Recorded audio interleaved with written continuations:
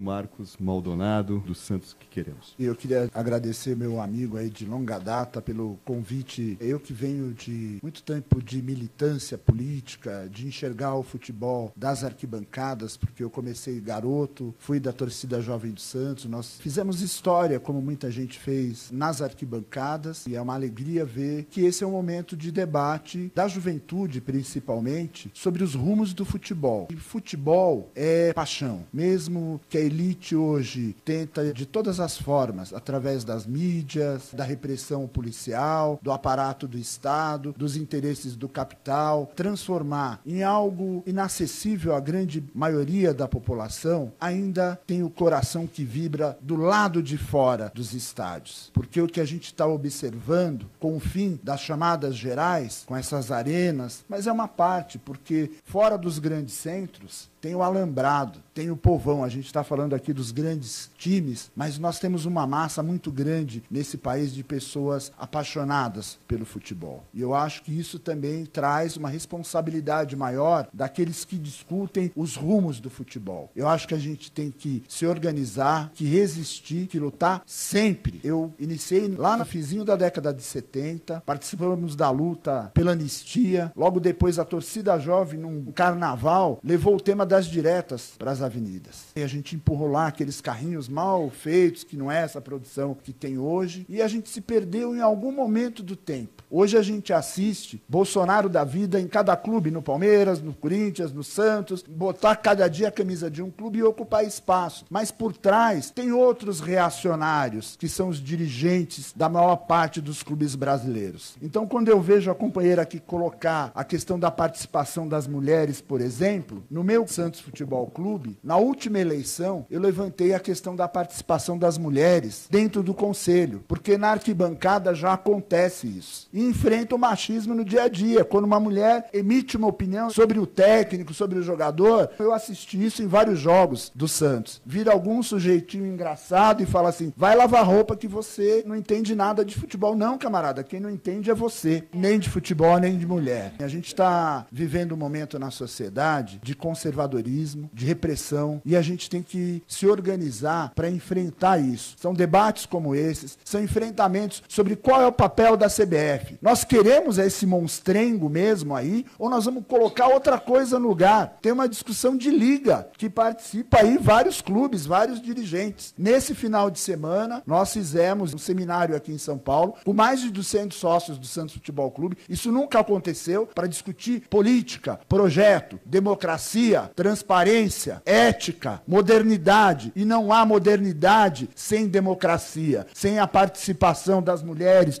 dos negros, de todas as minorias dentro do futebol. Então é isso que nós temos que carregar. Eu agradeço estar hoje aqui para a gente poder identificar isso. Tantos coletivos diversos, plurais que tem aí. Eu acho que cada clube tem sua realidade. E no meu clube não é diferente. O Santos pleiteia o espaço do Pacaembu, obviamente. Mas vamos discutir como, porque aquilo também é um patrimônio do povo de São Paulo. Nós temos que se organizar, resistir, ir para dentro da Câmara Municipal e cutucar os vereadores. Falar, aquilo é um patrimônio público, pode ter até a participação de um clube. E o futebol, nós temos que entender a dimensão dele. A maior parte dos clubes, o Corinthians, o Santos, o Palmeiras, tem uma origem popular. Nós não podemos dissociar dessa realidade, dessa história. Eu tenho orgulho, o meu clube tem uma luta desde o seu nascedouro no combate ao racismo. Há 2, 3 anos atrás teve alguma coisa contra o Arouca, contra outros jogadores, eu olhei para dentro dos dirigentes e eu falei, e aí, vão se posicionar ou não vão? Vão ficar calados. Houve aquela situação dos sírios, foi logo quando teve aquela imagem do garoto na praia, e eu descobri que nós tínhamos no estado de São Paulo mais de 5.000 sírios que estavam aqui em condições precárias. E eu estava num cargo dentro do Santos Futebol Clube, catei o telefone no final de semana e liguei para o presidente do clube. Eu falei, ó, escuta aqui, o Santos tem uma imagem internacional muito forte, e a torcida explora muito isso. Paramos uma guerra, e é verdade, 2 vezes. Esse é o poder do futebol. Não da violência que eles vendem, que o aparato da polícia, do Estado, fala da briga entre as torcidas, mas o futebol tem o poder da inclusão social, de combater a violência, e até de parar uma guerra. Então eu propus para o presidente, nós precisamos fazer uma ação de apoio aos sírios. Ele falou, mas e aí, você quer propor o quê? Eu falei, deixa comigo. Eu só quero saber se você topa ou não. Fui lá, liguei para os meus amigos da comunidade árabe, fizemos uma reunião, levamos 100 exilados sírios para Vila Belmiro para assistir um jogo. Foi uma recepção assustadora, porque fizeram um cordão humano dos dois lados e bateram palma. Isso é o futebol. Tem imagens que correram o mundo. E a gente conversando com esses amigos, a Rede Globo estava boicotando matérias sobre essa questão. Naquele dia do jogo do Santos, o Fantástico fez uma matéria. No dia seguinte, foram na Ana Maria Braga. A Globo ficou uma semana falando disso. A Al Jazeera falou do Santos. Esse é o poder do futebol que nós temos que recuperar. Essa é a paixão que eles estão tentando esconder e que tem uma história na esquerda, companheiro. Tem uma história dos setores populares. Nós não podemos achar que isso está de barato para esses caras. Cada vez que um Bolsonaro da vida falar que vai num clube, nós temos que botar um monte de gente lá na porta e falar: aqui não é lugar para racista, aqui não é lugar para fascista. E tem um elemento novo, que é essa juventude que está aí. São vocês que estão discutindo. Nós temos um papel também, mas eu acho que nós temos que mobilizar. E tem uma outra coisa. Por conta de termos feito um seminário no Sindicato dos Bancários, eu comecei um diálogo com o pessoal do sindicato. Vai ter 2 eventos importantes nos próximos dias. O Ocupa Pacaembu e este evento aqui. Eu acho que vocês precisam começar a fazer um diálogo do movimento sindical, movimento popular, com isso que está aí. Porque senão daqui a pouco nós vamos assistir futebol de longe. Quanto custa para assistir? O porteiro do prédio, o trabalhador, a trabalhadora assalariada, ela não consegue mais. Os programas de sócio-torcedor, tirando aí o do Inter de R$10, não consegue. É mais de R$100 para assistir um jogo. Então nós estamos excluindo mesmo. Nós temos que fazer um movimento contrário. Tem uma série de questões. Nessa articulação da CBF, eu quero aprofundar mais então. Nós queremos mesmo uma CBF? É isso aí que nós queremos para representar o futebol brasileiro, que fez tudo que fez da Copa para cá, com dirigentes que ganham mais de R$100 mil,